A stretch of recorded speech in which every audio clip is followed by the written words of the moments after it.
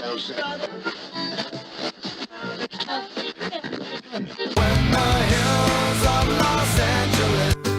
Angeles, I'm and most Hollywood nights. She goes to California, oh, California. What you say about Los Angeles? LA got the people saying,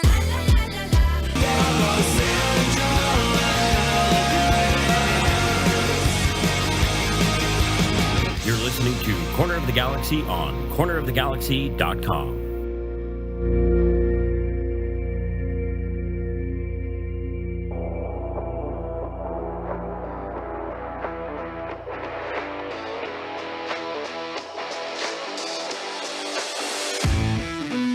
It's time for another episode of Corner of the Galaxy from the Box, the show that gets you behind the scenes of the LA Galaxy and into the minds of soccer reporters and MLS experts. Your hosts for the day are Corner of the Galaxy's Josh Guesman and LA Times soccer reporter Kevin Baxter. Let's start the show. Hello, everybody, and welcome to Corner of the Galaxy from the Box on cornerofthegalaxy.com. I'm your host, Josh Guesman, coming to you on a Monday, October 3rd, the LA Galaxy 1-1 draw with Real Salt Lake. That's not the big news. The big news is the LA Galaxy clinch a playoff spot the first time since 2019. The second time in the last, since 2017, and the 20th time overall in franchise history. So when you look at it that way, it doesn't feel like the Galaxy have been going through a giant drought. We're going to talk about the game, see what we saw from that, the good, the bad, maybe some improvements that need to be made as the Galaxy get ready for a game against the Houston Dynamo coming up on Sunday. It's decision day. That game has a lot of implications. We're going to talk about those, get you through it. Some player of the year voting, defender of the year vote. I don't know. We got a packed show. We got a lot of things to get to. To help us on this wonderful journey we have of looking at the LA Galaxy and all of the fun soccer stuff is the one, the only Mr. Kevin the Panda Baxter, who is not in his normal seat. Kevin, tell everybody where you are. I'm in an undisclosed location. I'm off the grid. You're off the grid. You're south of the border, though. I am in Veracruz, Mexico. Just flew in today, and boy, are my arms tired. And by the way, COVID is not in the rearview mirror here in Mexico. Everybody got to wear a mask everywhere. Got to wear it indoors. Go into the shopping malls and stuff. They take your temperature. You got to rub down with the disinfectant and all that stuff. Oh, and by the way, I got show everybody that I learned my lesson. Look at the cap is off the water bottle this week. Yes. This is Mexican water, though, so I guess I can't drink it anyways, right? It's not. If that's the case, I think you're in trouble already, being the cap is off and you've already taken a sip. But yes, I think you're fine. And by the way, if people that are just listening to us have no idea what we're talking about, hey, we have moving pictures now. Come on, get with the program. Yeah. That's not how it works. You're on Veracruz internet right now, so we'll be lucky. And your computer, which already doesn't like American internet. No, the Veracruz internet is not working. And by the way, speaking of COVID, so the woman next to me, I left LA at 11:59 last night. Had to go to Houston, then Houston to Veracruz. The woman sitting next to me got on the plane and rubbed down the seat. You know, when you get on the plane, they give you that little disinfectant wipe. She wiped down the whole seat, put on her face mask, which you didn't have to do in the U.S., but she did. So I thought, wow, she's really cautious and knows that, COVID's still around. But then the entire flight, she just kept hacking up. So either she had COVID or bubonic plague, one or the other. It was. By the way, happy birthday to Zlatan Ibrahimovic. You still can't say his name right, even whenever it's his birthday. He's 41 today. He hasn't played a game this season. I don't know if you know what happened to him last year. He finished the season. He wanted to get Milan over the edge and get that title. He played the end of the season without any ligaments in his left knee, so he had to go in for another operation and probably won't play for another couple more weeks. Well, I mean, the man seems like he'll just keep playing, though. I mean, most people would have quit by now. Not Zlatan Ibrahimovic. I know I saw MLS, I think, and a bunch of Bleacher Report, and everybody was sort of showing again what we had with Zlatan here. Let's go though and look at this LA Galaxy 1-1 draw against Real Salt Lake. Back to the past for the first time since Zlatan left. Yeah, exactly. Remember, they almost qualified in 2018, didn't. They qualified in 2019, won their first round playoff game at Minnesota, and then got bounced by LAFC, who are now the Supporter Shield winners here in 2022. And then you had the 2020 season, which was not going to happen. That was the pandemic season, so that one fell completely flat. Guillermo Barros-Schelotto lost his job there. The Galaxy in the playoffs all of last year. Now, Kevin, all of last year, they were in the playoffs, except for the final about 10 minutes or 10 seconds of that game. It was, and the team that knocked them out was the Real Salt Lake team. Real Salt Lake took their spot in 2018 as well. Yeah, so this was a little bit of a grudge match whenever you look at it. So now you have the LA Galaxy back in playoffs. Galaxy can finish, Kevin, as high as 3rd in the Western Conference, as low as 7th in the Western Conference. Well, what we were talking about before we started the pod is, the great thing about that is it's all up to the Galaxy. If they win, they are no lower than 4th, and they're possibly 3rd. If they lose, they open the door to all kinds of stuff. They could still wind up in 4th. If everybody else loses, they're still 4th. Right. They won't go up to 3rd. They're still 4th. They still get a home game. But it's in their own hands. If they win, they cannot be denied a home game. Yep. Yeah, and that's sort of, again, I think you pointed it out, and it was important going into the RSL game. It's important now going into the Houston game is that sense of control within themselves. In this game, though, super interesting. I think that people are 100% right, Kevin, whenever we look at this 1-1 draw and we say that the LA Galaxy could have easily won this game, right? They had the firepower. They actually had the XG to show. I mean, Riqui Puig hit one off the crossbar. Let's see, Kevin Cabral hit one off the upright, right? I mean, there were chances there for the LA Galaxy to convert. They had a penalty kick that they missed. Riqui Puig missed.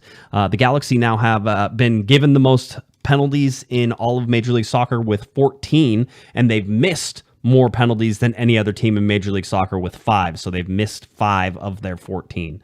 By the way, you're right. The Galaxy had a lot of chance to win that game, but so did Real Salt Lake. Yes. In stoppage time. Yes. Yeah, in stoppage time, Justin Glad had the ball that was saved by Jonathan Bond. A foot save. We talked to Jonathan Bond after the game. That shot was there. And then you also had the chance where Justin Glad had a wide open goal. Jonathan Bond said that everything sort of went in a little bit of slow motion, and he couldn't believe what he was seeing with Justin Glad sitting there with a wide open header. He was not marked. It was to the near post. It was a wide open half of the goal, basically. And all Justin Glad had to do was knock that down into the corner, and RSL would be jumping up, and the LA Galaxy would have problems. But instead, Kevin, what we saw was that Justin Glad missed that header. So Galaxy got really lucky in some ways and unlucky in other ways. But overall, for me, if we're looking at this game, I asked the question to Greg Vanney. I said, that it seemed like it was a very physical game, or at least it was physically one-sided. I thought RSL was very much the more physical team, and they had to be. They didn't have the technical ability, I think, to stay with the LA Galaxy, right? They're also desperate, and I think when you're desperate, you play more physical. Yeah, and certainly you can. But again, RSL isn't going to out-technical the Galaxy, not with Riqui Puig, not with, Gaston Brugman in there, not with Douglas Costa, not with Chicharito, not with the guys that they had out on that field. Even Julian Araujo's a pretty technical guy, even though he's one of the more physical guys on the LA Galaxy. But what you also saw was Kevin Stott, who was retiring after this game, referee in Major League Soccer for a while. I usually consider Kevin Stott a fairly good referee. Not great, not horrible. He tends to get lost sometimes in the game, and this was a game where I thought he got lost in very, very quickly. Go ahead. No, I was going to say, I think one of the things got lost, the penalty kick on which the Galaxy scored, the Costa penalty kick. I didn't hear a lot of people talking about it, but to me it was obvious. If you remember how that was set up, another great pass from Riqui Puig launches Chicharito into the box. He's going to score a goal. The RSL defender that's beaten has to trip him and take him down. It's the only chance he had.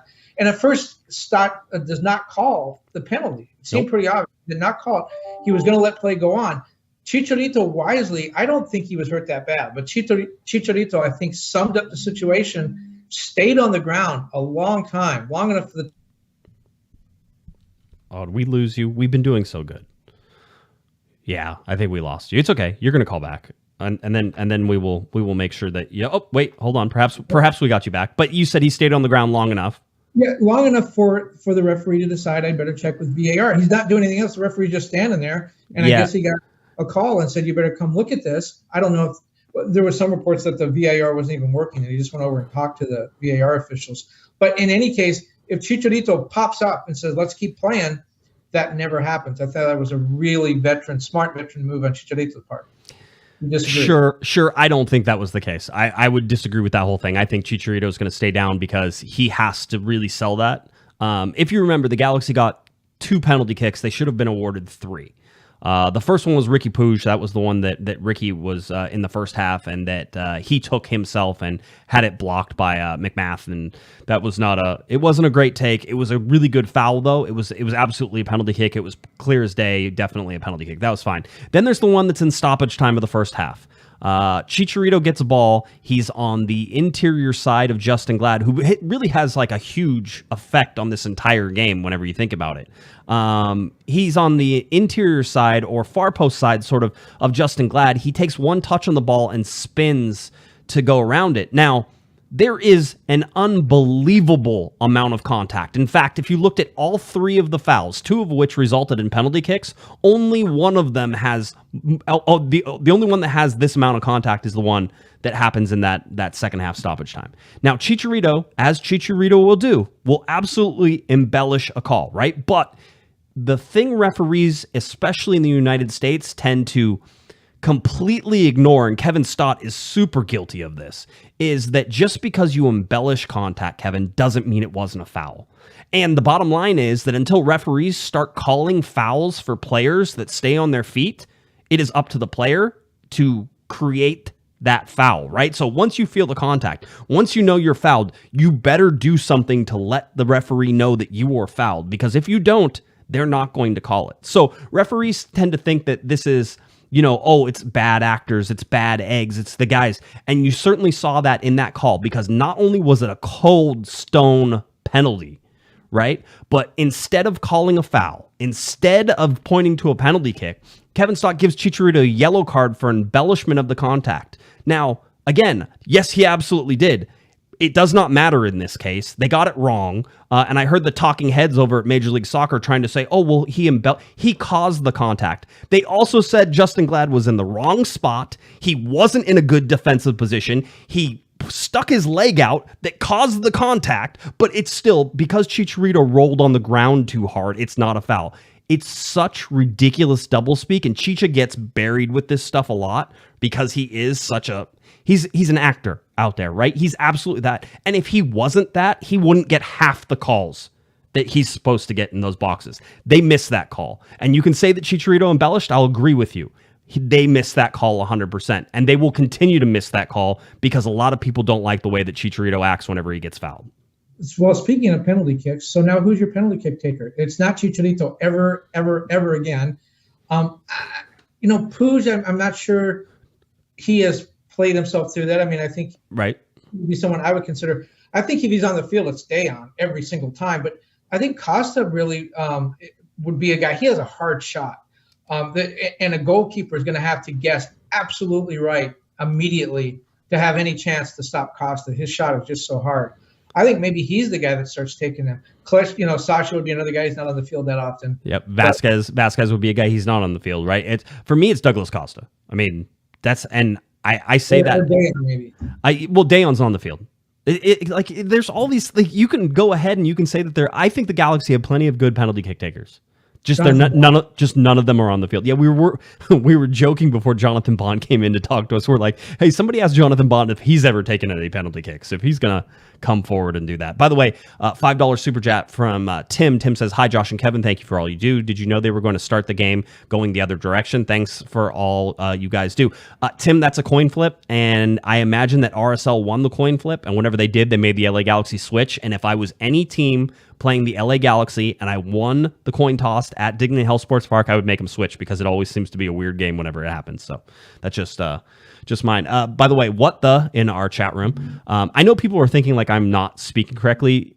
This person's name is in the chat. What the? That is their chat name. All one word. What the? And so I'm sure I'm saying it wrong, and it's probably some other word that I can't even spell, right? So what the says, you're 5 for penalty kicks. So if you had to have 5 players, Kevin, and let's say they have to be normal starters. So look at the lineup that we had on a Saturday night with Grandsir, with Chicharito, with Douglas Costa, with Riqui Puig, with Gaston Brugman, Delgado, Edwards, Cáceres, Koulibaly, Araujo, and Bond. Who are your 5 guys that are taking your penalty kicks? Costa. Uh-huh. Brugman. Okay. Delgado. Okay, Delgado. Grandsir, I think. Right. Grandsir. Oh, you're gonna let Grandsir take one? Okay. That's fine. Who else? And then you're not gonna let Chicha take one? He's not one of your 5? No. What the says? Volley goes before that. Right. What the says? Cáceres, Delgado, Brugman, Puig, Costa, and Dayon. Also, if he's subbed in late, like that type of thing. But we're trying to figure it out. You know what?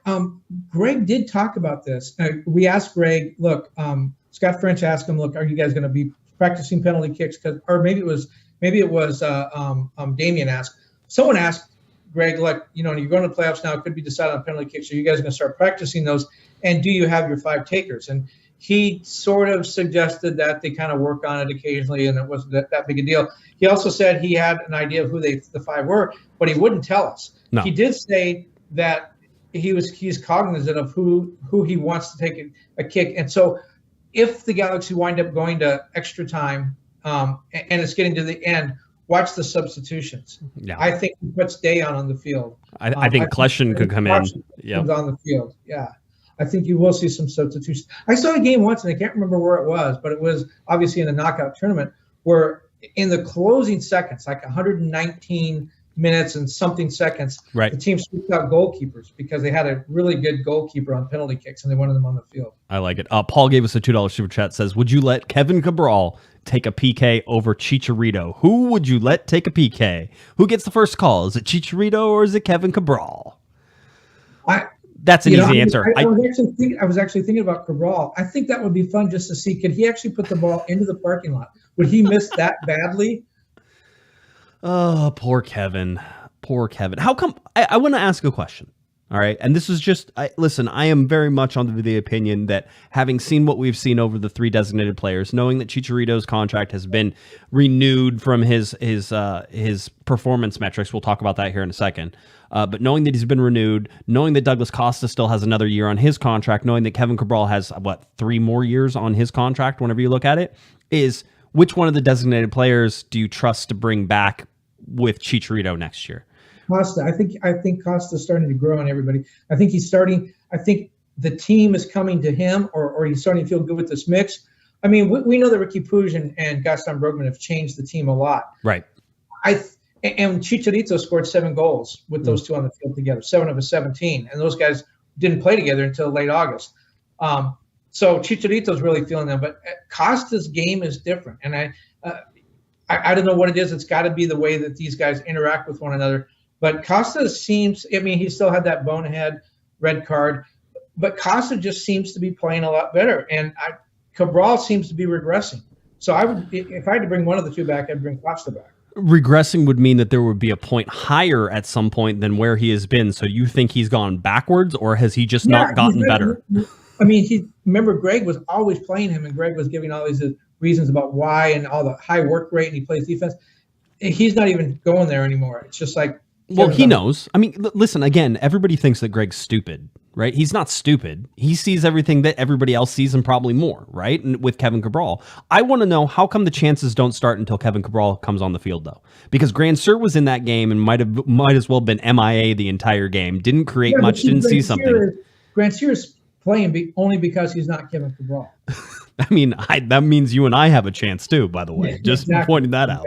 That's why that's my thought. Grandsir's on there because he's not Kevin Cabral. If what they gave us a $2 super chat and says last penalty kick. So this is the last penalty kick that the Galaxy take. This is to win an MLS Cup.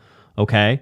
Is it Chicha with the Panenka? Do you let Chicha go with the Panenka, or do you get Kevin Cabral? Just a normal penalty kick. Which one would you rather have? I think at that point you got to go with Chicha. But look at his history. He's missed 40. We did the math today. He's missed over 40% of his penalty kicks lifetime. That's with the Mexican national team, with Manchester United. You know, the idea about having Jonathan Bond take one, it's not that stupid, because the opposing team is not going to have a book on the goalkeeper.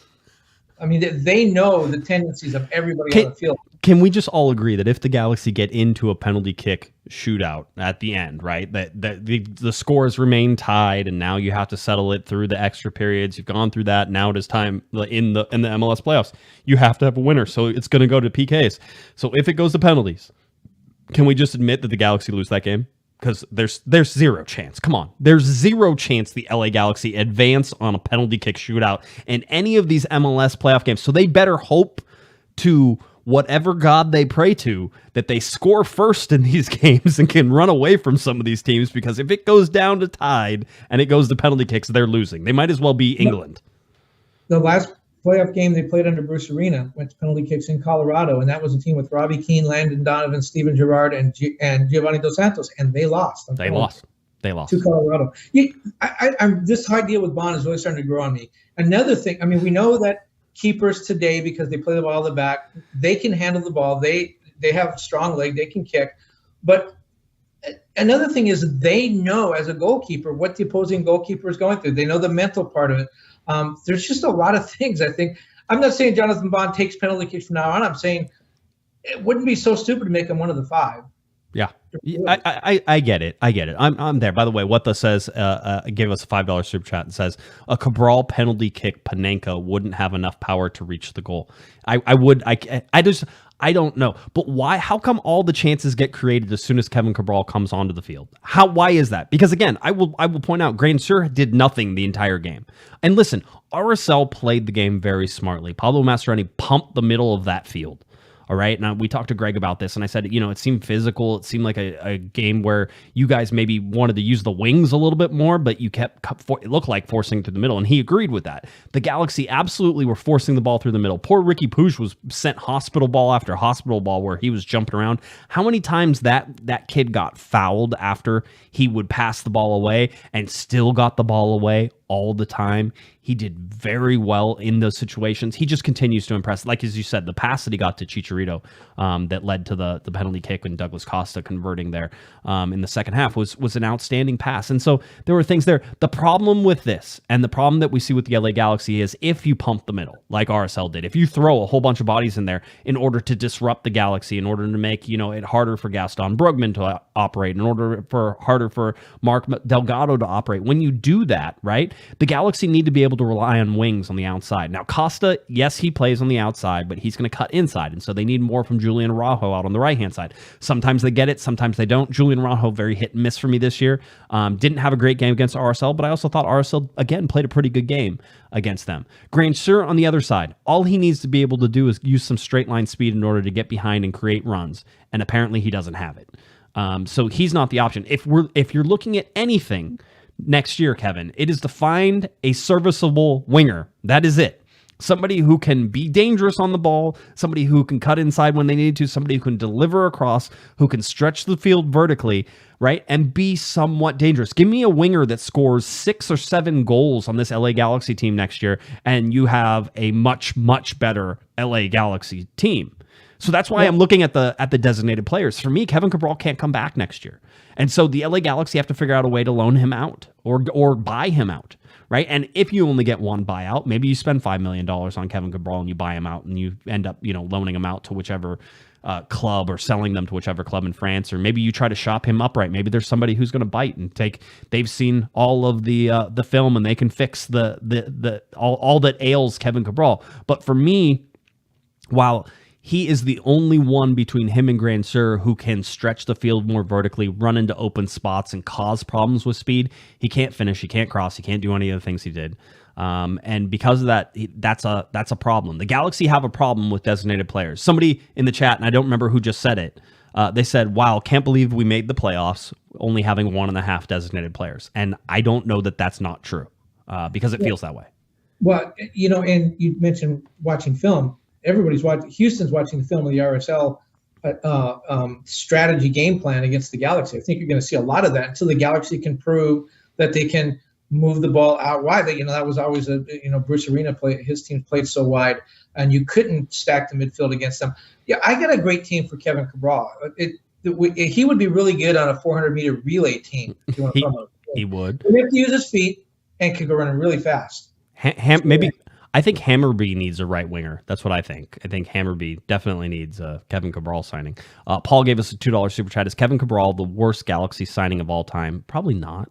No, Juan Pablo Angel was pretty bad for the LA Galaxy. They ended up shipping him across the hallway to Chivas USA, if you remember that. What about the goalkeeper they got from Chelsea? What's his name? Why can't I think? Oh, he used to yell at us. He used to say it wasn't his fault that he sucked so bad. Cudicini.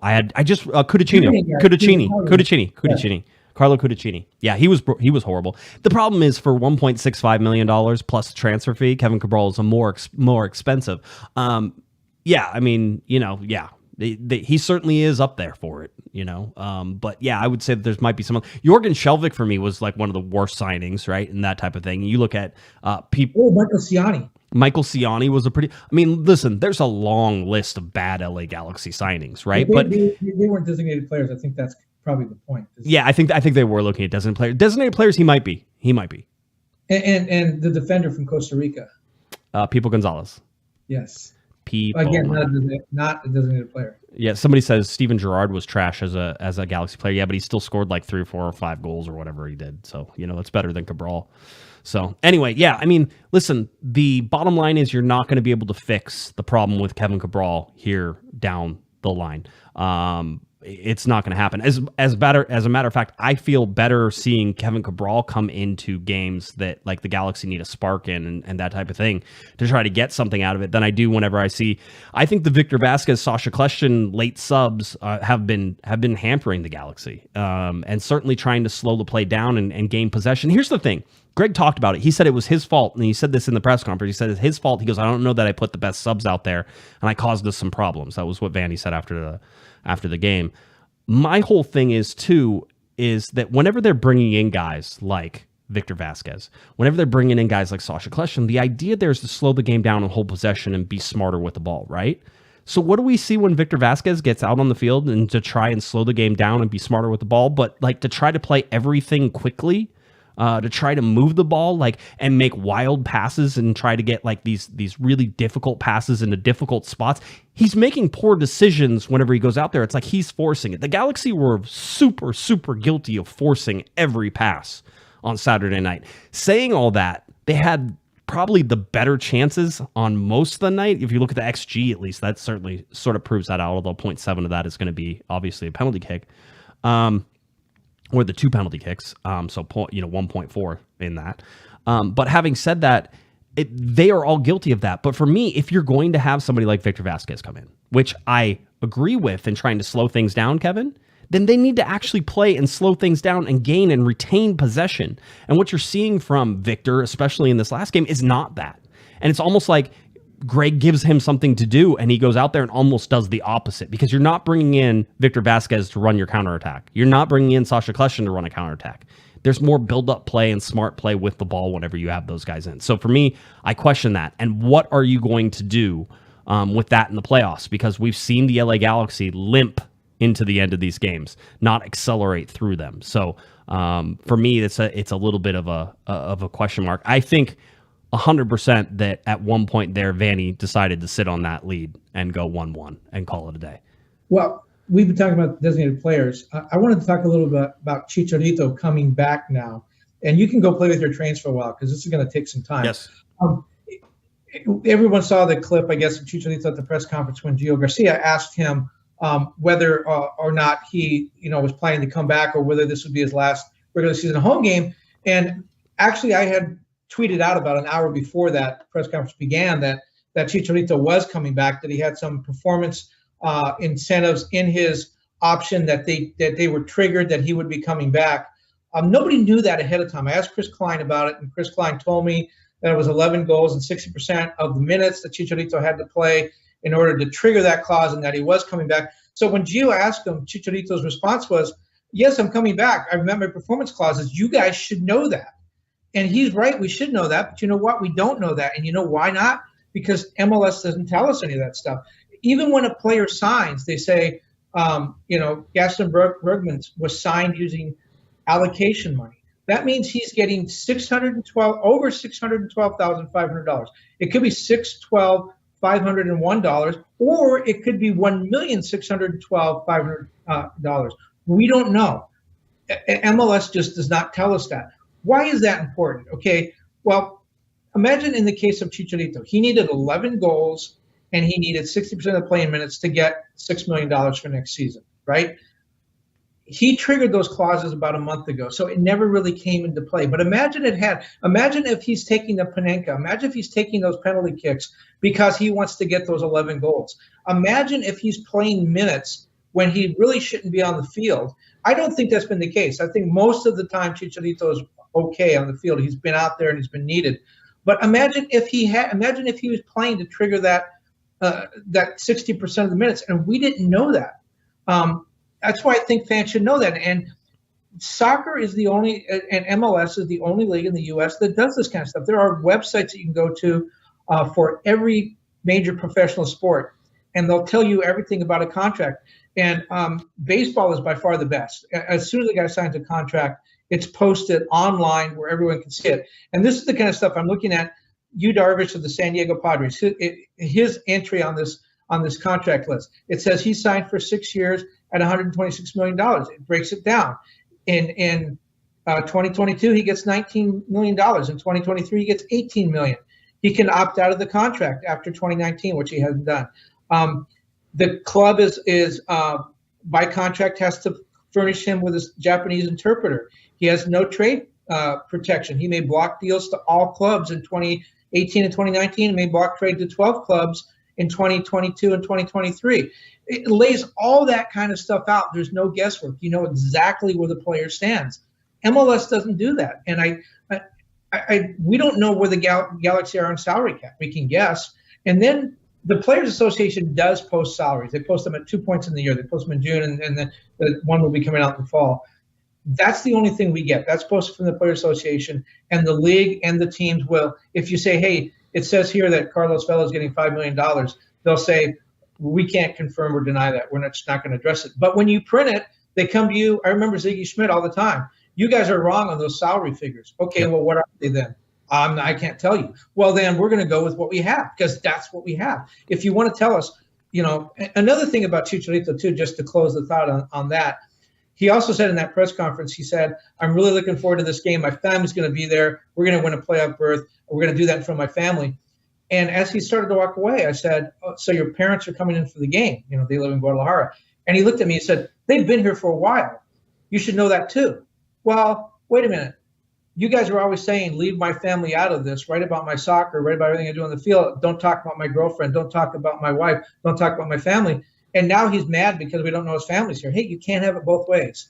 If you want us to focus on your soccer, fine. That's what I prefer to do. And leave your family out of it. But now you're going to chastise me because I don't know your family situation, and can't have it both ways. Yeah, there's always and as I think you rightfully said, it's like, if Chicharito is taking penalty kicks away from people because he's trying to make it a contract, then that's a motivation for something, right? And so you could sit there. They also pointed out Greg Vanney could have been sitting him, making sure he didn't get to his minutes clause, right? He could have. They did that with Nigel de Jong, remember? Yep, exactly. They got rid of him. They traded him to make sure he didn't reach his clause, right? Because Bruce was going to play him, and he was getting close to triggering a clause that would have made him a DP. Yep. And Dan Beckerman did not want him to come back, so they traded Nigel de Jong. Dave Sarakin and Bruce still to this day insist that they would have won the MLS Cup that year if Nigel de Jong had stayed with the team through the end of the season. That's how valuable he was. But they didn't want to trigger that clause. We found out about after Nigel was gone, and he went to I think he went to Turkey, and the excuse was his old coach with the Dutch national team was coaching in Turkey, and they wanted to be together again. That was a bald-faced lie. We found out later that it wasn't true at all. That Dan Beckerman and AEG wanted to get rid of him before they triggered that clause, which made him a DP. I think forget the media. I think the fans deserve to know that. Oftentimes we're the conduit because Chris Klein can't call each one of you guys up and tell you. So the media becomes the conduit. But So now I find myself in a situation with Chicharito saying, you guys should know that. Okay, well, the only way we would know that is if we went straight to Chris Klein and said, was there a contract clause that was triggered in this game? And then he would say yes or no. So I guess every Monday we need to call the Galaxy and get a roster out and said, Luis Araujo, any contract clauses triggered? None. Okay. How about Koulibaly? Anything changed on his contract? We got to go down each guy. Yeah, I know. Listen, MLS has gotten themselves into trouble about that. We talked about it, I think, last Thursday, but MLS got themselves into trouble about that with, I think it was Kaku in New York, basically where he decided that New York didn't trigger his clause and that they didn't notify the right agent and stuff like that. And really, MLS keeps everything so close to the vest. There was no press release that said any of this stuff or did any of that stuff. And so now MLS has started to become a little more transparent because we now know how long contracts are. We know if there's a contract option. Now, we don't know what triggers that option, but we're getting more details now than we have. It's still minute. It's still a slog to try to get through all this stuff and to guess and to keep things guessing. But I agree with you on all that. By the way, we got a $2 super chat from Robert. Excuse me, $2 super chat from Robert. If you were GMs, what wingers would you get as DPs? I don't know, and especially not now. I need to see who's going to be available whenever the World Cup is over, right? Because that's going to change the landscape. This World Cup and this Winter World Cup means that a winter transfer window could be one of the most fruitful winter transfer windows ever, and MLS is in a perfect position to capitalize on that because it's their off season, right? So you're going to get guys coming off that. So I don't know the answer to that. Aaron gave us a $2 super chat and says your all-time worst 11 Galaxy lineup. Kevin Cabral is in there. I think we talked about Ciani. Let's see, Samuel. JPA, Juan Pablo Angel was in there. Steven Gerrard might make that list. Giovanni Dos Santos probably makes that list for me. Who's your goalkeeper? Yeah. Cudicini. I didn't like him at all. I still don't. You're so right about this transfer window because it does come after the World Cup. There are guys that are going to say, "Hey, my international career is over. I don't need to play for a top club in Europe or in Latin America." I know it's a joke and an old cliche, but it's true. MLS is a very attractive place to come, especially if you're coming from Latin America. You know what? The paychecks always clear the bank every time. Right. The training facilities are pretty good. Yes, there's a lot of travel, but you stay in nice hotels. You travel charter. Everything, you can go out at night with your family to dinner and not get recognized. Those are a lot of things that are very valuable to players. And so maybe you give up a few dollars, but as Bruce said when Ashley Cole came here, Nigel, and Nigel, you guys have already made. How much more money do you need? You've made your millions. Come here and close out your career. Enjoy yourself. The game will become fun again. I can see a lot of guys that said, I don't need to play in Serie A because I'm never going to go to the World Cup again. Let me play a couple years in MLS. Yeah. No, I get it. No, I mean, then that could be the something. I think you have a guy in Greg Vanny who can make some of those discussions, right? You can have some of those talks. Will always be in that conversation. Yep. Sporting Kansas City, Real Salt Lake, Cincinnati, they're just not going to get those kind of guys. New York, Seattle, LA, Miami. Yeah. Miami. Yep. Increasingly Miami. Well, we looked at the chart. We've been paying attention to the chart the entire time, Kevin. The chart ends up not really being accurate, right? Because the LA Galaxy technically clinched a playoff spot with 47 points and not 48. So 48 wasn't the target. They are in. I still think 48 is a good target if they want to sort of maybe hold on to that fifth place. But I think right now, a win guarantees them a fourth place and a home playoff game. Let's just imagine that for a second, though, Kevin. And we'll come back to this chart in just a second. The LA Galaxy, at one point, not too long ago, were in 9th place in the Western Conference, right? They had been sinking. They have been diving. They have been dodging. Basically, at one point, they were in 3rd place in the Western Conference, and that was the highest they got, and it was just basically a steady decline. We talked about July 4th being that high watermark for being in 4th position, and then they hadn't surpassed that or been in that since that win that they had over Colorado that got them into the 4th place, and we thought that maybe with the draw, or in 5th place, and then with the draw, the Galaxy got into 4th place, right? And you're like, there's no way they're going to hold on to it because Nashville's going to win. Well, Nashville didn't win. They ended up losing to Houston, who the LA Galaxy will play. So you look at the LA Galaxy through all of this and looking at the ups and downs, and certainly if you will remember our predictions, and I'm going to be very transparent about this. I don't believe that this is a correct prediction, but I said I thought the Galaxy were going to be a top 3 team in the West, right? Because I thought I knew LAFC. I didn't think it was going to be Austin. I thought it might be somebody else, but somebody was going to get in there, and then it was going to be the Galaxy. Well, the Galaxy have a chance on Sunday to finish in the 3rd spot. And if they finish in that 3rd spot, that means my prediction was probably correct. However, my prediction couldn't have been more wrong because this team turned around whenever Riqui Puig came on, whenever Gaston Brugman came in.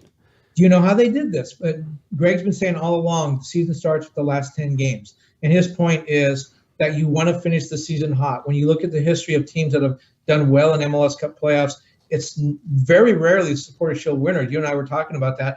Only one team in the last decade has won the Supporters Shield and MLS Cup, and that was Greg Vanny's Toronto team in 2017. Last club to do it in the last decade. It's generally a team that finishes in the mid-table. Seattle's great at that. Seattle never wins the conference, but always finishes mid-table, and then they get hot at the right time. The Galaxy are, of the playoff contenders, the Galaxy are one of the 3 hottest teams in the Western Conference.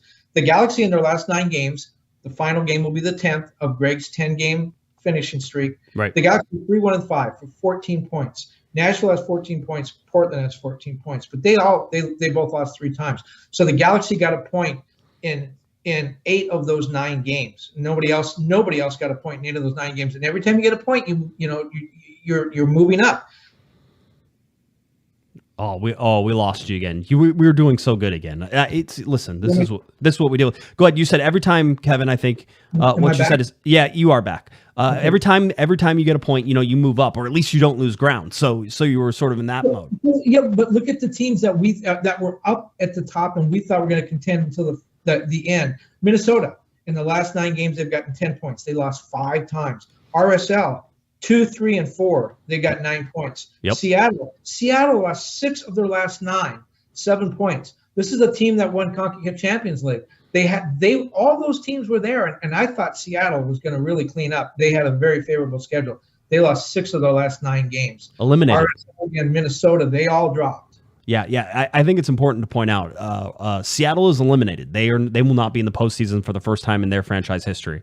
That was 13 straight seasons. I think Eric sent me the meme, and basically it was at what cost? So we'll let you win the CCL, but at what cost? Well, you're going to have to miss the playoffs. It's one of those. So the Galaxy with 14 points in those 9 games. You know who didn't get 14 points and still won Supporters Shield? LAFC. They're 4-4-1 in their last 9. Galaxy did better than the Supporters Shield winners when it counted.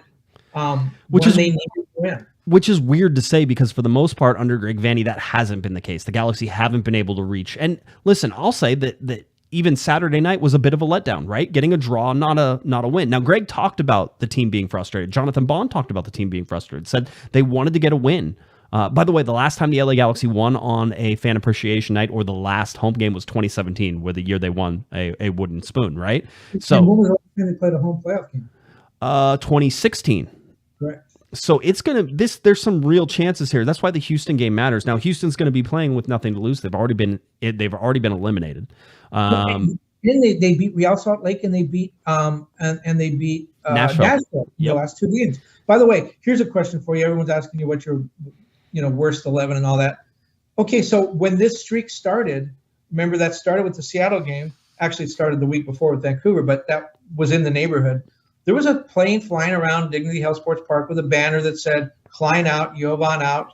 Now they're in the playoffs. The 2 guys that Jovan and Chris signed or instrumental in signing, Riqui Puig and Gaston Brugman, are the reason they're there. So does Klein and Jovan get a pass, or are they still out? Really? Well, I know in the chat room people are saying, it doesn't matter because you look at the past and everything that's going on. But certainly there's momentum on their side right now. By the way, $2 for a $2 super chat from In Living Color Abroad says, Baxter, what are your sources saying about Cristiano Ronaldo coming to the LA Galaxy? Certainly with Manchester United now admitting that perhaps they will be willing to part with him in the winter transfer window. You know what? That's a very interesting observation because Cristiano Ronaldo is not going to play for Portugal again in a major championship, certainly not in a World Cup. He's not going to play in 2026. Manchester United would love to get rid of that money somehow. I've always felt all along, and I think a lot of other people felt this too, that Cristiano Ronaldo was going to go to Miami. I had heard at one point that he was thinking about buying a house there. He's fairly tight with Beckham. They play together on a couple of teams, I believe. Miami seems to be the front runner. One of the things too, the European players is Miami is so much closer to Europe. They can actually go home on a long weekend and come back to Miami. That is something that you can't do in LA. Certainly, if anyone's coming to LA to MLS, though, I think the four teams, as you mentioned, Seattle, I think LAFC Galaxy, Seattle. Another team that might get some people's attention would be Austin. Yeah, I can understand that. I get all of it. I think that there has always been this rumor that has been sort of below the surface that Cristiano Ronaldo was going to end up with the LA Galaxy. I think there is a chance you're going to need to go buy out Kevin Cabral. So Kevin, are you willing to spend $5 or $6 million and blow about $11 to $15 million on Kevin Cabral if it means bringing in Cristiano Ronaldo? And I talked to the Hammer. And the Hammer is my Portugal expert, right? So he's my Cristiano Ronaldo expert. And he says, listen, I said, so where are you going to put Cristiano Ronaldo? Well, he's going to have to play with Chicharito. How are you going to do that? He goes, listen, Cristiano Ronaldo may not be able to play the wing for Portugal anymore. And he may not be able to play the wing for Manchester United, but you can bet your butt he can play the wing in Major League Soccer, right? And I'm like, so you're going to go 4-3-3 with Costa on one side, with Cristiano Ronaldo on one side and Chicharito up top? Is that what you're telling me? So I'm just saying, don't count it out. All right. You know what? I think Riqui Puig could be a big part of that, because he plays a European style, a big club European style game. Send these guys some clips of some of his passes and say, this is the guy you're going to be playing with. I was so surprised when Zlatan came, because that was he was recruited on that 2017 team. That was the team that his agent was looking at. And I'm sure he was going, oh my God, none of these guys could play anywhere close to Zlatan's level. You looking at Bergman and Riqui Puig, I think a European player will look at that and say, yeah, there's something about these guys. I can fit in here. Yeah, I can see that. JT, by the way, gave us a $5 super chat. This is a good one. This one is up your alley, Kevin. I'll let you, but you have to keep it short because it's definitely a side topic, not a main topic. JT gives us a $5 super chat, says, with the new revelations against Timbers and Thorns organization, should MLS force Merritt Paulson to sell the team like NBA did to the Suns Sarver? Can I go more than one word? You can go more than one word. I'm just saying Yeah, no, I think they should. I think NWSL should. I don't know if MLS can necessarily say what you did with your women's team affects what you do with the men's team. But you don't have to go to the Suns. You can look at what happened with Real Salt Lake. How they forced that team out, that ownership group out. I think Merritt Paulson's on borrowed time. By the way, this whole thing with the NWSL and the women, this is just the very start. The fact that we now know so many people, Sunil Gulati, on Dan Flynn, all knew about it and all did nothing. This is just the very start of this scandal. It's going to get huge. Kevin, let's see. How can I say this? It was fun. I talked to somebody at the game, and they came up and said, "Thank you for what we do. It was really nice for this gentleman to come up." He goes, "Me and my kids listen to your show all the time," and I'm like, "I'm hoping most of the jokes that we make go over their head." He goes, "Yeah, you're good." I'm like, "Okay." So I'm trying to think about how to keep this PG-13-ish, but with the amount of super chats coming in and the amount of money coming in, there's like a weather event. If you think about like weather with water droplets and coming down, and that's what's happening with the money right now. It's making it. I feel like if you can be bought, you can give up your value. I mean, basically what I'm saying is the chat room making it rain right now. What the wants to give me, what is it? A CU? CU, is that like whenever you call the pigs at home? Is that what it is? Do I know? I don't know. Am I not cool enough? I'm not cool enough. Chris gave us a $10 super chat, says if you want to give Klein Vanny blame for the Cabral, then you need to give them the same credit for shoring up the middle with two of the best moves in MLS season. 100%. Always have to. I wrote that this weekend. I wrote the very same thing. Pointing out the banner and just said the weekend the banner came, Riqui Puig makes his debut. Yeah, Riqui Puig too. Both of those guys, yeah. They both came in here. That's his twin brother. Yeah, so you see that, but it's always been that way. But you have to look at it on balance, right? So you have to look at the Giovanni Dos Santos, you have to look at the Steven Gerrard, you have to look at the Robbie Keanes, you have to look at the David Beckhams, right? You have to do all these things and balance that, and you have to look at results of what is happening within the LA Galaxy as well. Robert gave us a $2 super chat and says, Josh, can we get a golazo? Did I say it right? Did I say how do you say it, Kevin? How do you say golazo? Golazo. Yeah, that's what I think it is. Okay, there we go. See you, I guess is what they wanted. See you. I don't know. I have no idea what you're doing right now. People can just, as you said, I am basically for sale. I want people to know that at all times. I am not above that at all. Let's get to we talked about the chart, Galaxy needing one more point to get to the 48 points. We'll see if that's realistic. Ultimately, 3 points gets them to 50. 50 would go a long way in being one of the better seasons. 2019 had 51 points, right? 47. I'm telling you, even if the LA Galaxy, Kevin, finish on the same number of points as last year at 47, which I don't expect them to do. I think they're going to show something in Houston. That's a Thursday talk, not a Monday talk. But if they sit at 47, knowing that Nashville was inserted into the Western Conference this year, these teams are not the same. You know, one of these things doesn't belong here. One of these things is kind of the same. That's a Sesame Street song from back in the day, right? A 47-point season this year is better than a 47-point season last year. You can argue about that. I love for people to roll your eyes about that. But if you can't see how the LA Galaxy are playing, especially in these last 10, 12 games, you're not paying attention. So anyway, that's where we're at. 47 points for the LA Galaxy. You get a chance to go up against Houston. One of the things we wanted to talk about was what the playoff schedule looks like. You were saying that you were sort of discussing some of this with somebody at the Galaxy. Was that like? Yeah, I was talking to Chris Klein about it, and apparently the first round of the playoffs there'll be games Saturday, Sunday, and Monday, but the Saturday games are both very early. And Chris said he didn't see any way that they would play Saturday. He didn't know. We don't. At that point, when we had the conversation, the Galaxy weren't even in the playoffs. Right. So we were just speaking hypothetically. He said he didn't see any way the Galaxy would play if they made the playoffs plan. Saturday, the games are just too early. Right. And the Monday night game, that one seems a little bit in flux too. I know you said Cal State Dominguez Hills is not a problem anymore with playing on the campus during a school night. But I think the idea is the sweet spot is Sunday. I think it's the second game on Sunday, which would be, I believe, 5:00.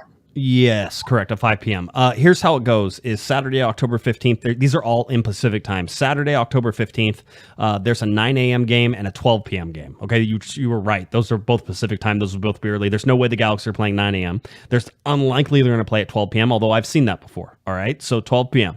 Sunday, there's a 12 p.m. game and a 5 p.m. game. The 5 p.m. game on the West Coast is probably one of those that probably fits pretty well in there. And then Monday, they have times to be determined. And so those are the chances, right? Then you go into Thursday, October 20th, times to be determined on Fox Deportes and FS1. Sunday, October 23rd is 12 p.m. and 5 p.m. Conference finals, 2 games Sunday, October 30th, just in case you're keeping track, so not on Halloween. And then MLS Cup is on Saturday, November 5th. It's 1 p.m. Pacific time kickoff. All right, so an early game. The broadcasters have to think about is the Saturday games are going to go at that time, 9 a.m. and 12 p.m. on the East Coast too. They're going to go up against college football. On the games on Sunday and Monday are going to go up against NFL games. Yep. Yeah. Oh no, absolutely. It will, and that's why they're going to try to pick. They'll pick and choose which teams they sort of want to be in there. I am personally, for reasons of which I like chaos, would really like to see Portland not make the playoffs. Maybe for some of the stuff that has also come out, but also for the fact that I want very little Pacific Northwest teams in there. So if Portland could drop below the line and Vancouver could drop below the line, I would very much enjoy that. But that means RSL would pop up in order to do that. You pointed out that Vancouver's still alive, even with a minus 15 goal differential. Yes. That if they win and Real Salt Lake loses, right? That's what it is. If they win and Real Salt Lake loses, they would tie Real Salt Lake, but they would have the tiebreaker, which is total wins. Here is your schedule. All right. And let's get this. Let's just talk about it. Decision day is very, very simple, right? There's going to be an Eastern Conference kickoff, which means all teams in the Eastern Conference play. And there's going to be a Western Conference kickoff. All the teams in the Western Conference will play. It is Eastern Conference versus Eastern Conference team and Western Conference versus Western Conference teams, right? No interconference games. So 11:30 a.m. Pacific time is whenever the Eastern Conference is going to start. I think it's at 11:55 kickoff time. So imagine that just progresses through a little bit, right? So 11:55 is where you want to see that go. And then at 2 p.m. Pacific time on Sunday, all of the Western Conference games kick off. They will actually kick off at 2:18, I believe is what I wrote down somewhere. 2:18, I believe, 18 minutes after 2 o'clock. And the game right now against Houston is going to be on Spectrum Sportsnet and LAGalaxy.com. That is the last broadcast for that crew. You had the last broadcast of Joe and Kobe and Nikki on Spectrum Sportsnet from the home field. They do not travel to these games, so they will not be there, all that I know, unless they suddenly change that. But we weren't expecting them to go, and we had some conversations that said that they weren't expecting to go. So that's that. Yeah, Nikki Triple P had some interesting comments about the difficulties of being a sideline reporter when you're in the studio 2 time zones away. Yes. Yeah. Absolutely. Yeah. No. It's absolutely difficult. The whole deal on that. I also would say, Christian Miles had a radio call for the Galaxy, and I would imagine that could be his last radio call for the LA Galaxy as well. So there's just a lot of things coming up. Here's what it looks like in the Western Conference. Austin is hosting Colorado. Dallas is hosting Sporting Kansas City. If the LA Galaxy want third place, they have to win, and Dallas has to lose. So you'll be rooting for Sporting Kansas City to beat Dallas. Dallas has the home game. It's Houston hosting the LA Galaxy. It's LAFC hosting Nashville. So the idea is you got to do better than Nashville in order to try to keep your spot. But there's also teams underneath. So we already showed you the table and which teams can catch the LA Galaxy. The bottom line is a lot of teams can catch the LA Galaxy. So they need to be careful with all this. Again, yeah, between 3rd and 7th is where the Galaxy can finish. So a win would guarantee at least 4th. And possibly 3rd, depending on the Dallas outcome, okay? Minnesota is hosting Vancouver. That is going to be a play-in game, right? So there are no such things as play-in games in Major League Soccer, not yet, but this ends up being one just by the schedule. So 2 points separate them. So Vancouver wins, they're in. Right. Minnesota wins. Yeah, Minnesota wins, they're in, right? And then the other play-in game ends up being Salt Lake and Portland, right? And so Salt Lake trying to get into there and do those things. So Salt Lake and Portland is another play-in game. So that's in Utah. It is. Yep. RSL has it at home, right? The final game is between two teams who are already what is it? Not kicked out of the playoffs. What is it? Eliminated. That's the word. Eliminated. Seattle and San Jose down there at the bottom. So all the games go off at the same time. That's the idea behind the simultaneous kickoffs, is you don't have an advantage. Now, we know that we can watch multiple games at a time, so we will be watching multiple games at a time next Sunday to try and figure all this stuff out. That's pretty interesting. That really I guess Austin, Colorado, that's not going to have any effect on the playoff pairings either, but really only one game not involving playoff teams. It's just like 2 eliminated teams. That's pretty good scheduling. Yeah, I think so as well. Let's see. By the way, Wata says the Sui is Cristiano Ronaldo's celebration. I didn't know that. $2 super chat for making me smarter.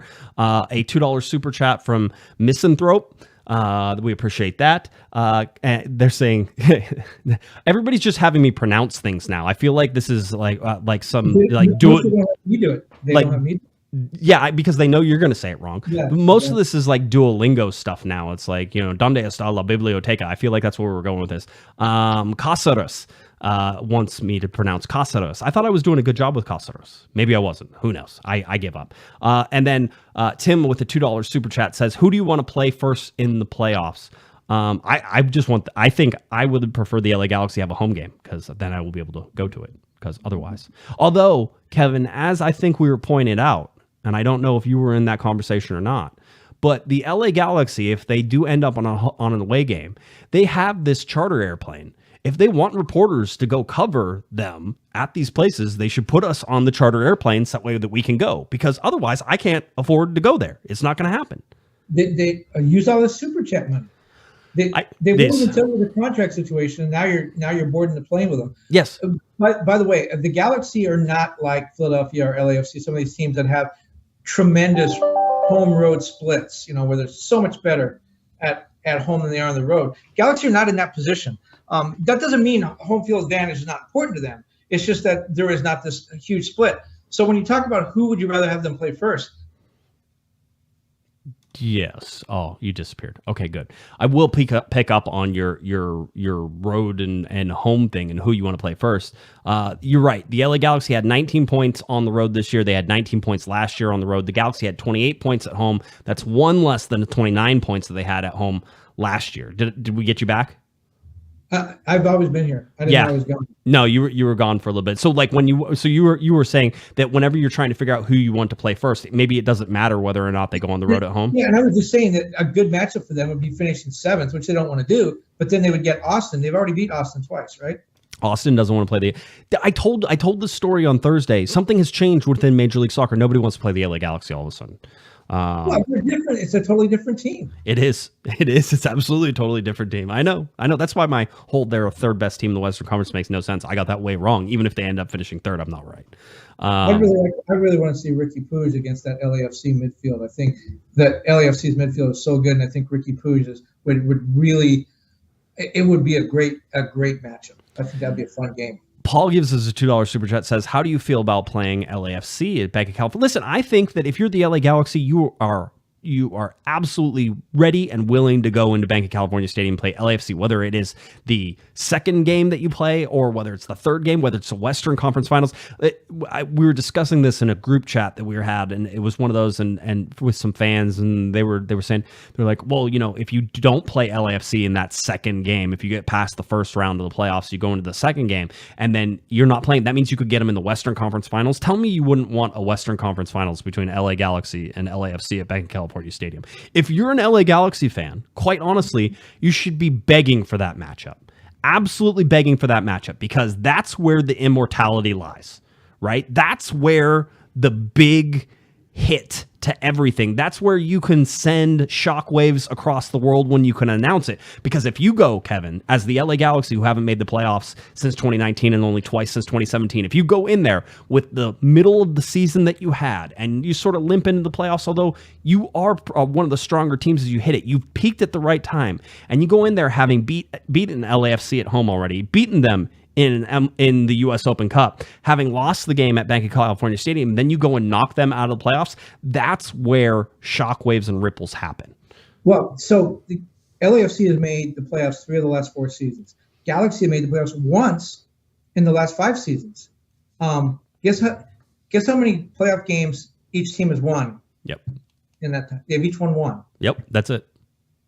Yep, absolutely. That's it. And so, I mean, and that's one of those things. By the way, Jimmy gave us a $20 super chat. We appreciate that. Wow. Yeah, I know. There's your airfare. Yeah. Yeah, almost there. I can almost go to Nashville if they ended up playing Nashville, the 5-4 matchup that I think everybody was wanting and everybody needed. I'm trying to see the Galaxy weekly schedule.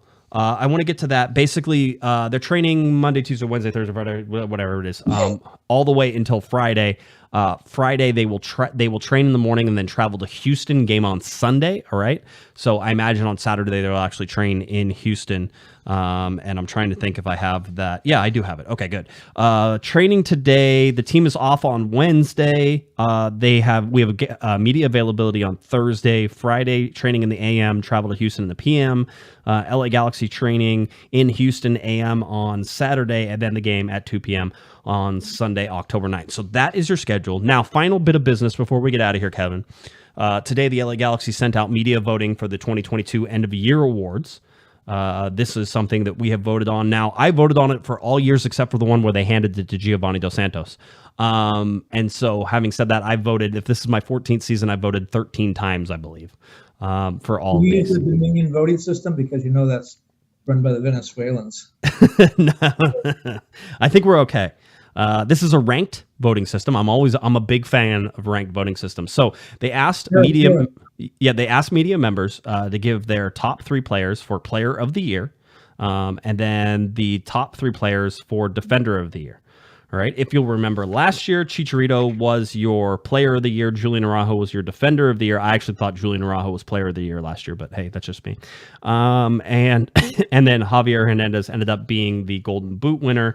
The Humanitarian of the Year was Julian Araujo last year as well. So we only get to vote. We do not vote on Humanitarian of the Year. We do not. So we get to vote on Player of the Year, Defender of the Year. Let's start with Defender of the Year.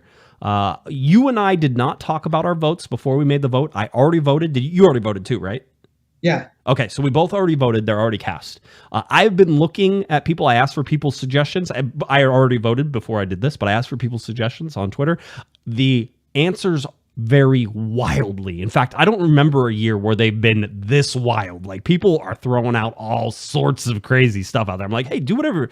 whatever floats your boat, I'm all for it. Okay. And people are asking, well, can Jonathan Bond be player of the year? Absolutely. Can Chicharito be defender of the year? Yes, he can. Like, there's no rules in any of this. You're allowed to choose whoever you're doing. I generally choose within a certain parameters that I set up myself and what I see.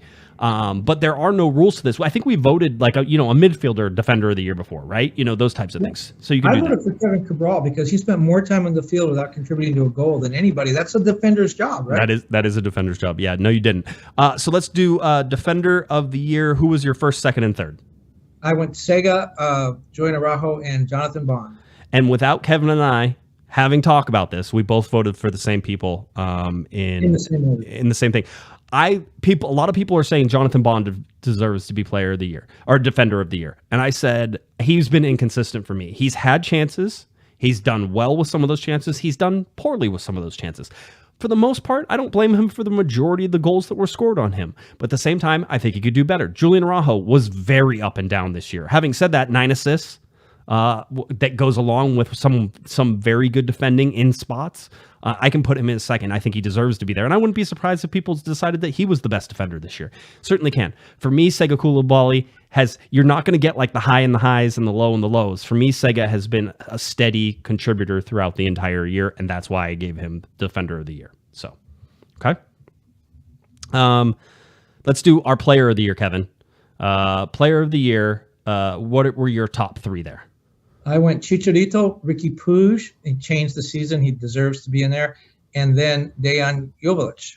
Okay, so we differed here, but we had all the same three people. I went Chicharito, I went Dejan Joveljic, and I went Riqui Puig. I agree with you that Riqui deserves to be in there. In fact, I wanted Brugman to be in there as well. I think Brugman has had such a huge effect on this team that I thought about putting him both on the defender of the year. I thought he was more on the player of the year side whenever you really think about it, right? But them not having the minutes, and then you look at what Joveljic has done with limited minutes. For me, he was second. I can understand why people don't want to make Chicharito be a player of the year, but bottom line is that without Chicharito's goals this year, the LA Galaxy aren't anywhere near. And the same goes with Dejan, right? Well, Dejan was kind of the sexy pick. The cool kids were picking him just to be different. I felt, you know what, Chicharito has 17 goals, leads the team in goals. I also did a little bit of research on that. He scored his 17 goals have come in 13 games. He had a couple braces. When he scores a goal, the Galaxy are 9-2-2. So they've lost two times in 13 games that he scored. The Galaxy have only won 13 games. 9 of those 13 games were games in which Chicharito scored. So when he scores, the Galaxy have success. I know that sounds obvious, but it doesn't always. That coalition isn't always there. If we looked at when Dejan scores, I don't know that the percentages would be that high. That's pretty good. 9 of your 13 wins when your captain scores. The Dejan deserves so much in the limited amount of minutes that he got. He needs to be in there. I think you're right that Puig also needs to be in there. You need to recognize what an effect he's had on this. If Puig was able to come in a month earlier, I might be able to give him player of the year just for how he's been able to turn things around. You certainly can't minimize the contributions. And we'll see what the voting says. Maybe Riqui Puig will end up being player of the year. No idea. It's very scattered. It's very much scattered. And I understand that. And I understand why the reasons that people feel that way in all these different situations. It's just, I genuinely try to go into a little bubble whenever I do these and not necessarily take a whole bunch of outside views on stuff. But I do have a conversation with a couple people that are sort of like, what do you think about this? What do you think about that? And so, yeah, it's by the way, Chris says $10 super chat. Galaxy was going nowhere fast until Puig showed up and changed the trajectory. He's hands down the winner, except the Galaxy were a very good team at the beginning of the season. So, you can't say that they were... Again, I agree with you, Chris, that Riqui Puig has had a tremendous effect. So has Gaston Brugman. And I don't know that you can separate the two of those in order to say that they're absolutely one is better than the other in what they have been able to do. I think that Riqui Puig has been outstanding, but he plays in a more offensive role, and he's been able to lead to more goal contributions. Gaston Brugman scored some goals, right? And put a lockdown in the center of midfield. Right? They're both important. So if you could give, a and if these guys were here a month earlier, maybe you could say that. But the Galaxy were a good team at the beginning of the year. They slumped in the middle, and that's when Dejan Joveljic stepped up to really carry the LA Galaxy for a while Chicha slumped. And so you can look at all those things for me, and I still stand by. I don't disagree with other people's opinions, but Riqui Puig, I do not think is going to be the player of the year. Riqui has not done a lot of media since he's been here because he doesn't want to do it in English. He just wants to do it in Spanish, which really isn't a problem when you think of the majority of our media people do speak Spanish. He was at the season ticket holder event the other day after training, and I actually spoke to him as he came out the field, and I addressed him in Spanish and said, welcome to LA and how you doing and everything. He responded to me in perfect English. His English is really, really good. Yeah. Once he gets comfortable with it, I think you're going to see. Chris Klein told me that they're already thinking about ways that they can use him and raise his profile. I mean, he's a good-looking kid. He's got a great smile. He's the star of the team. He's got a lot going for him. He's got that pedigree too, kind of like Chicharito when he came in. He didn't come from Parma like Bergman did. Now, that's not a knock on Parma, but it's not Barcelona. Right. The casual fan knows Barcelona. You say, here's Riqui Puig from Barcelona. I think you're going to see. My point is, I think you're going to see a lot of him next year. Yeah, very, very well could, and I think that's probably the correct thing for the LA Galaxy. Again, I don't know how long you're going to see Riqui Puig stay in Major League Soccer with all this. So again, super interesting times. Really interesting to see what the offseason brings. But before the offseason, Kevin, we actually get to do something we haven't done since 2019, which is have a special playoff edition of the show whenever it is actually time for the playoffs. So I'm excited about that, that we get to bring you that and get you into the postseason. And the Galaxy season does not end this year after 34 games. It'll at least be 35 whenever you look at the playoffs and everything that's going. So excited for that. And then obviously on Thursday night, we're going to get you ready for the Houston game and bring you all the news that we have leading up to that. And we'll probably get into some of the postseason stuff that I was trying to get to tonight, but ended up being a little busy. I forget the playoff shows. It's been so long since we did one of those. Did we pour champagne on each other? Is that how that goes? No. I mean, I have champagne. You have nothing. That's really how it works. That's what I use all these super chats for. Yeah, I've used super chats. I just buy the champagne for me. You should use them for the plane fare. I mean, listen, it all goes to the same place, my friend. All right, it is all one big giant pot. I put it back into the show. I know it doesn't go to me. Yeah, it doesn't go to your salary. Absolutely not. You got a shirt. You got a couple shirts out of it. I mean, at least you got a polo. So I don't know what you're complaining about. Jeez, oh man. So okay, I think we're good. I don't have anything else. Do you have anything else? You want to go to bed? It's late for you, so we can. Yeah, it's in my undisclosed location. It's 11:15. There you go. Yeah, the undisclosed Veracruz location. We will not tell everybody where you are, we promise. All right, I think that's it. Kevin, if you're looking for Mr. Kevin Baxter on Twitter, it's at KBaxter11. Head on over to latimes.com. And, of course, you can subscribe to Kevin's wonderful newsletter. He's going to have a lot of stuff, I think, about the NWSL and the investigation that just came out. And there's a lot of good stuff. So subscribe to that newsletter for all of your Southern California and national news about soccer from Mr. Kevin Baxter. All right?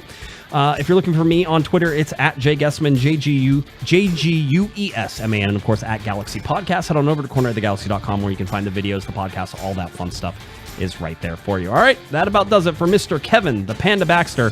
I'm Josh Patrick Guesman. You've been listening, you've been watching to Corner of the Galaxy from the Box on cornerofthegalaxy.com. $2 super chat to Paul, by the way. Thanks, Paul. You've been listening to the Corner of the Galaxy podcast on cornerofthegalaxy.com. You can follow the show on Twitter and Instagram at Galaxy Podcast. And be sure to check out and subscribe to iTunes, Stitcher, and Facebook by searching for Corner of the Galaxy. Fans, we thank you for listening, and we ask that you be kind and courteous to your neighbors as you leave the podcast. We thank you for joining us and look forward to seeing you again. Until then, I'm Michael Araujo, and on behalf of the entire Corner of the Galaxy crew, goodbye, everybody.